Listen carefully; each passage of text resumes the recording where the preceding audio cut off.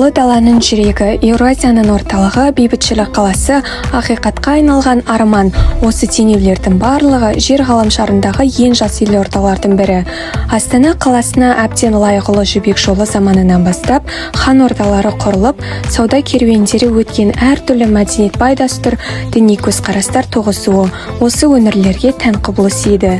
Қазақстан астанасында өткен Еуропадағы қауіпсіздік және ынтымақтастық ұйымының тарихи табыспен аяқталды.